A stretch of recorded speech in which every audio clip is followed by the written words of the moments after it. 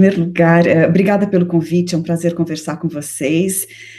Espero que eu possa contribuir para esse seminário que vocês organizaram, extremamente relevante, inclusive pelo ponto de partida que é como que se pode ou não dizer que existe um governo, um regime democrático instituído no Irã, dadas as claras evidências de exceções, né, de instituições que supostamente, que parecem não caber dentro de um sistema democrático. Eu vou procurar explicar um pouco mais detalhadamente, mas começando com uma ideia, tentando passar uma ideia geral do sistema, o que a gente percebe é um sistema bastante complexo de instituições que realizam contrapesos entre si. Claramente, não há a preponderância não é das instituições eleitas pela população.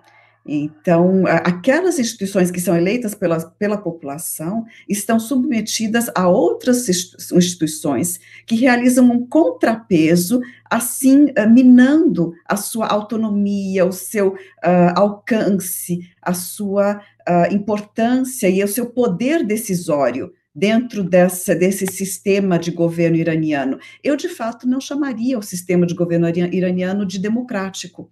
Ele possui instituições que têm um caráter democrático. E mais do que isso, a Revolução, em 1979, oriunda de um processo de manifestações em 78, ela clamava por democracia, clamava por vontade popular, né, por fazer exercer a vontade popular, clamava por reformas nesse sentido, mas ela sofreu de um problema básico, que foi que a própria liderança, digamos assim, o pilar ideológico, um dos pilares ideológicos eram lideranças que tinham sido assassinadas antes dessa revolução realmente acontecer. Então, por exemplo, o caráter popular da revolução, ele existiu. Os reclamos populares e democráticos, eles eram muito fortes, mas tanto camadas da esquerda, do espectro político da esquerda, quanto grupos que respondiam ao chamado grupo da classe média mercantil, os bazari, né, o pessoal do bazar, né, do mercado iraniano, todas essas camadas sociais, elas vinham de um processo de repressão durante o governo do Shah, até mesmo os comerciantes, até mesmo a classe média no período final do governo do Shah. Então, não era só a esquerda que vinha de um histórico de repressão, de dificuldade de organização, de proibição de organização, exílio e até mesmo morte, como foi o caso de Ali Shariati, que foi um importante pilar da Revolução de 79, que já tinha morrido antes da Revolução acontecer. O segundo pilar da Revolução foi o próprio Ali Khamenei, e mais do que isso, a classe dos ulema, né, ou seja, dos teólogos, né, dos chamados doutores da lei, que tinham uma influência muito grande na população e que conseguiram caminhar, né, fazer essa revolução, assumir, né, ou dar a ela um caráter islâmico. Ou seja, foi, no final das contas, a ausência de uma capacidade de organização por um histórico de repressão anterior, do regime anterior, que fez com que a revolução acabasse sendo liderada pelas lideranças que sobraram, e, na verdade, Ali Khamenei voltando do exterior, e toda a classe dos ulema, que sempre teve mão livre para agir, nunca foi reprimida, como tinha sido a esquerda e a própria classe média, fazendo com que, ao final das contas, eles conseguissem conduzir o processo revolucionário para ele se tornar algo que seria, então, uma revolução islâmica. Ou seja, aqueles reclamos populares por democracia foram organizados e colocados dentro de um arcabouço islâmico, tradicional e xiita. Portanto, o que acontece nesse processo é que vai explicar como que essas instituições democráticas e eleitas pela maioria da população, como parlamento, né, o chamado parlamento iraniano, o presidente, né, a presidência, a Assembleia dos Especialistas, que também é um corpo, uma instituição eleita. Como que essas instituições eleitas, elas vão ter que se encaixar, e, na verdade, elas vão ser restritas por por um quadro islâmico que vai se garantir através de outras instituições criadas para eles exercer esse contrapeso, em alguns casos, um controle efetivo daquelas instituições eleitas. Então, quais são as instituições que são nomeadas e que exercem esse controle das instituições eleitas democraticamente? São o Conselho Guardião, o principal deles. Esse Conselho Guardião, ele tem 12 membros. 6 desses membros são nomeados pelo líder supremo. E os outros 6 são nomeados pelo líder do judiciário, que é também uma figura importante da jurisprudência islâmica xiita. Então, é um conselho, então, que vai, além de, como a gente já mencionou,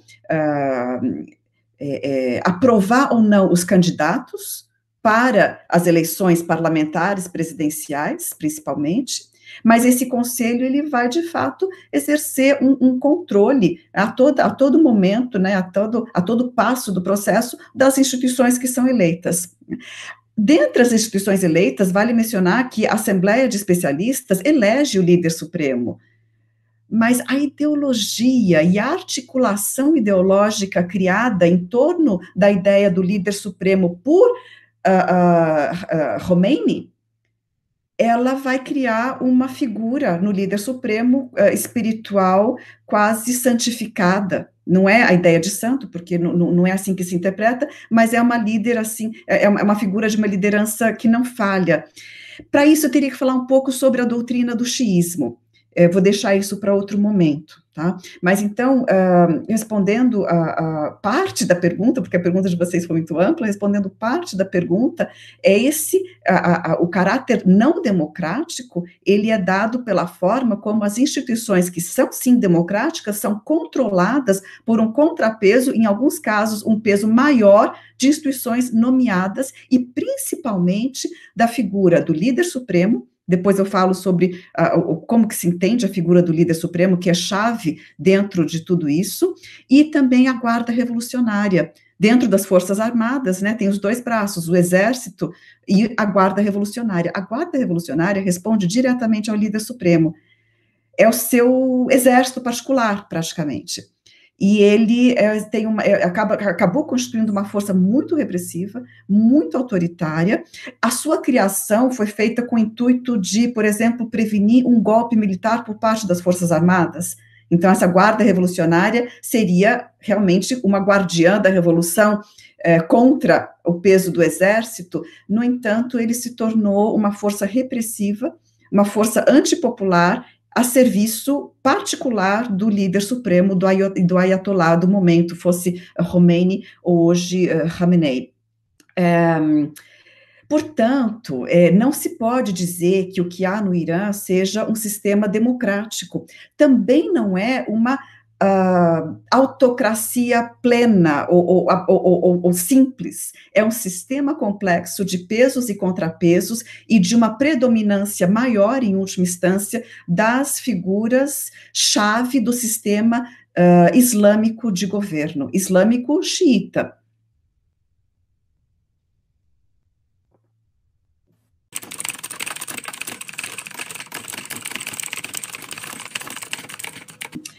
Olha, o Conselho dos Guardiões, ele é considerado, depois da figura do líder supremo, que a gente ainda não abordou, e depois eu posso explicar resumidamente, provavelmente o maior obstáculo ao funcionamento pleno do parlamento, do sistema eleitoral em geral, em primeiro lugar, porque ele é quem faz uma triagem dos candidatos.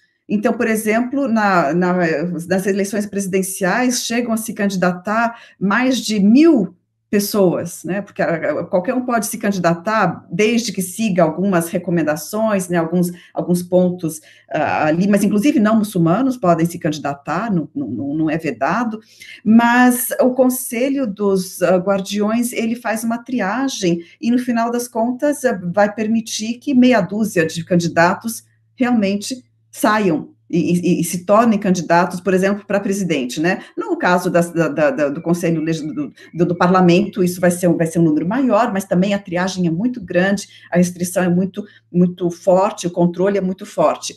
Lembrando que dentro do espectro político iraniano e dentro mesmo do Conselho de Guardiões, você tem né, conservadores, tem todo o espectro, tem os mais abertos, os mais conservadores, então isso é pano de fundo sempre, em qualquer sociedade, não vai ser exceção no Irã. Ou seja, entre os especialistas, né, os ayatolás, os ulemás, existe todo tipo de tendência política, tá? Mas o Conselho de Guardiões, o fato dele ser nomeado, significa que aqueles que fazem parte estão alinhados com as posições políticas do Ayatollah Supremo, em primeiro lugar, que nomeia metade dos cargos, e o Ayatollah Supremo é quem nomeia o chefe do judiciário. O chefe do judiciário nomeia os outros 6 integrantes do Conselho Guardião. Então, esse Conselho Guardião, ele é diretamente nomeado e indiretamente nomeado, na outra metade dos seus membros, pelo líder supremo. É muito difícil um conselho não atuar de acordo com o que o líder supremo acredita e coloca, né, e expõe como sendo sua vontade, para onde ele acha que o processo tem que caminhar e assim por diante. Então, quando o Conselho de Guardiões realiza essa triagem, ele acaba deixando alguma margem, assim, de tendências políticas entre os candidatos, sim. Mais conservadores, mais liberais, existe, então, uma diversidade dentro do espectro político, se observa isso. No entanto, isso consegue dar margem, por exemplo, a que um presidente mais aberto, mais liberal seja eleito, como é o caso nesse momento. Como acontece o contrário, mais conservadores. Mas isso significa que, mesmo entre os mais liberais, nunca vai ser eleito alguém que vá atuar contra o sistema vigente, contra o status quo vigente, contra o sistema que foi e começou a ser instaurado lá com Khomeini, mesmo em 1979. Então, esse é o papel do Conselho Guardião, né?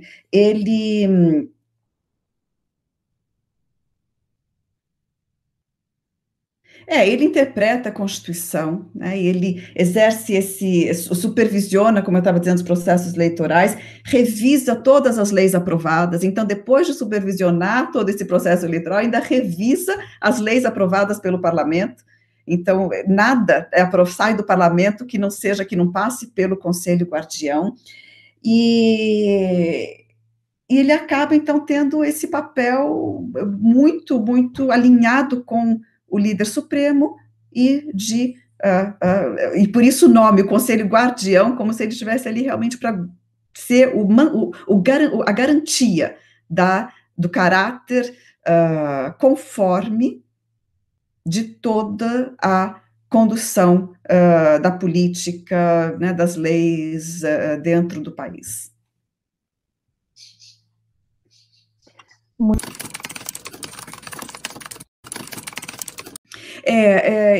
Isso foi isso que a gente já mencionou, né? Funciona dessa forma que já foi mencionada, mas conforme o texto, né, muito resumido, muito curtinho do artigo 99, percebe-se que esse texto ele foi feito para ser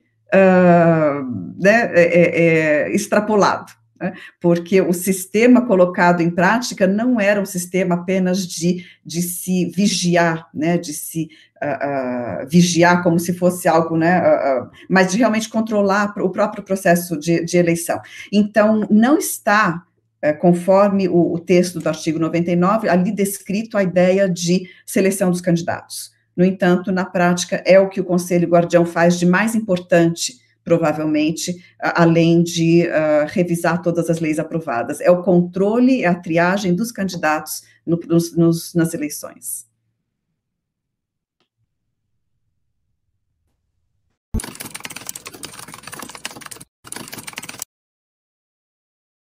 o início do governo islâmico, a República Islâmica do Irã, ela foi instaurada oficialmente no começo de 1979. Um momento chave nesse processo foi quando, em fevereiro, um mês antes da instauração da República Islâmica, oficialmente, né, República Islâmica do Irã, então, em março, Khomeini já realizou uma manobra que foi muito importante quando ele lançou para referêndum popular uma nova Constituição. Então, ao invés de formar uma Assembleia Constituinte eleita democraticamente pela população, ele colocou como referendo, a ideia do referendo como substituto dessa transição democrática. Então, ele realmente realizou uma transição antidemocrática, desde o começo da Revolução. O primeiro presidente não vingou, né, Bani Sadr não vingou, e alguns acreditam que, sim, que no comecinho a Revolução Islâmica apontava para um curso mais democrático, não fosse a atuação de Khamenei, ou seja, que a forma como ele manipulou e instaurou as instituições, né, e começando em fevereiro mesmo, antes da instauração da República Islâmica oficialmente, a Constituição aprovada por referendo, ela já coloca umas diretrizes que são de controle do processo democrático. Mas por trás disso, é muito importante o livro de 1970, de Khamenei, em que ele coloca a sua ideia de república islâmica.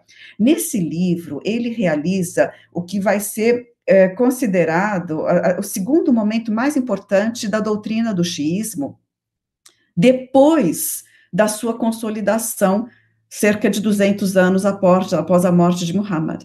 Ou seja, o Islã surgiu em 622 a 632. Esse foi o momento de origem do islamismo.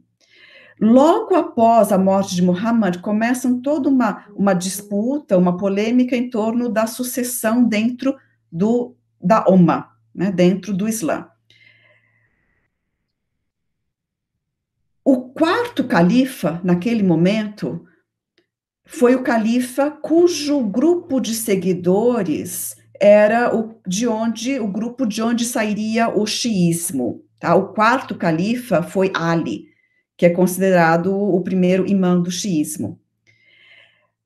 Só que o xiismo, então, ele surge em torno de uma disputa pela justificativa, pela legitimidade, melhor dizendo, do poder dentro do Islã recém-formado, recém-constituído. Ele é, portanto, logo no seu início, um grupo que vai dizer, e esse grupo se chama Seguidores de Ali, em árabe, Shiat Ali, da onde vem o nome xiismo, e esse grupo vai dizer, olha, quem deveria ser o califa seria Ali, e na verdade ele acabou sendo só o quarto califa, porque outros foram escolhidos antes dele, e ele acabou sendo derrotado numa batalha ao mesmo tempo militar e política para aquele que instituiu o califado omíada, que foi Muawiyah e o seu filho Yazid. Né? E aí, em 680, com um episódio envolvendo um dos filhos de Ali, que foi considerado o terceiro imã do xiismo, ou seja, Hussein, né, porque primeiro foi Ali, depois Hassan, e depois o terceiro imã do xiismo foi considerado Hussein. Hussein foi quem liderou o episódio da Batalha de Karbala, ou seja, do martírio de Karbala, que em 680 consolida o grupo dos Shiat Ali, dos seguidores de Ali, ou seja, dos xiitas, ou do que alguns autores vão chamar de proto-xiitas, porque não obstante a consolidação do grupo, a consolidação da ideia de que o poder tinha que ser desse grupo e não dos Umayya, dos Omíadas, né? E a justificação disso em passagens corânicas, então é uma disputa em torno da legitimidade de governo dentro do Islã, portanto, não se pode falar que seja uma disputa nem política e nem religiosa, porque é uma combinação de tudo junto, né? Esse ainda não é o momento de consolidação do xiismo enquanto doutrina. A doutrina do xiismo, ela só vai se consolidar cerca de 150, 200 anos depois, através da articulação da ideia da infalibilidade do imã. Ou seja, a ideia básica do xiismo, e isso é importante para falar do Ayatollah, eu estou demorando, mas isso é importante, a ideia básica do xiismo, que consolida realmente a doutrina do xiismo, e a partir dos anos 800, a gente pode falar que existem os xiitas, né? Antes disso, é um exagero falar que existem xiitas, existe um grupo que ainda não articulou finalmente, cabalmente, a sua ideia básica, a sua jurisprudência. Tá? Então, a jurisprudência xiita se articula em torno da ideia da infalibilidade do imã. Essa ideia, a base dela é a seguinte: Deus teria dado a toda geração de homens um líder infalível. Isso não existe no sunismo, isso é exclusivo do xiismo. Esses são os imãs. Então, Ali, depois Hassan, depois Hossein, e aí tem toda uma genealogia, uma sequência de imãs, que começa a divergir, né, e surgem diferentes grupos xiitas. O grupo maior, predominante, mais importante dos xiitas é o que prevalece no Irã, que é o do duodécimo, ou seja, acreditam que o 12º imã sumiu, né, então é o imã oculto, e que algum dia ele vai voltar como Mahdi, né, aquela figura que se espera, cujo retorno se espera, e nesse dia, então, a justiça será feita sobre a terra e os governos vão se tornar governos legítimos mais uma vez.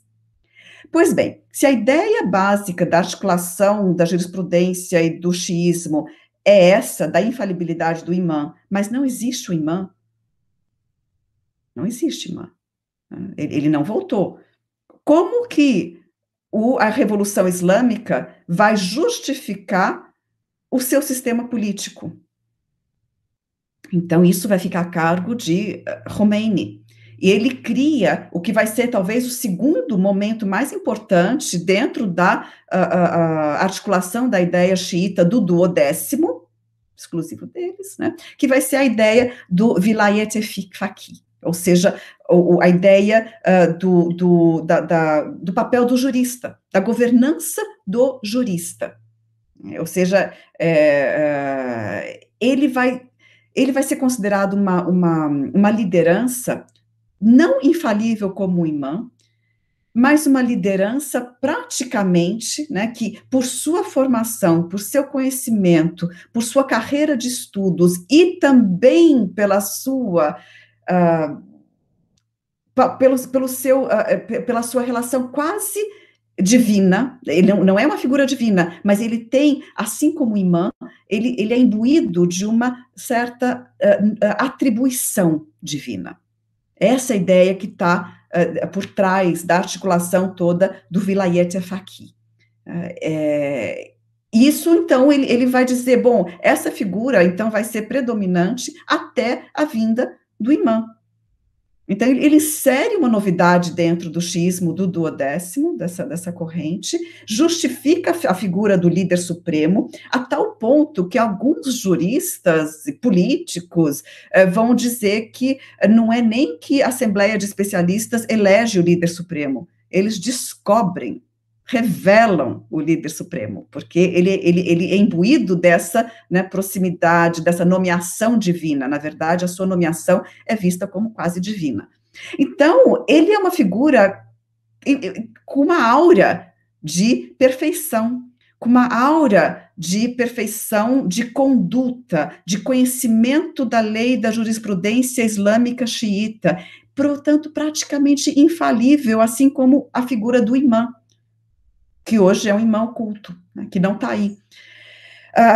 E assim se entende, por exemplo, que ele seja a figura que ele vai nomear, né, o que a gente não falou na estrutura política do Irã, da República Islâmica do Irã, é que o líder supremo, ele é eleito, no entanto, e ele pode ser, a rigor, ele pode ser destituído pela Assembleia de Especialistas, mas ele nomeia uma infinidade de cargos, inclusive para a mídia.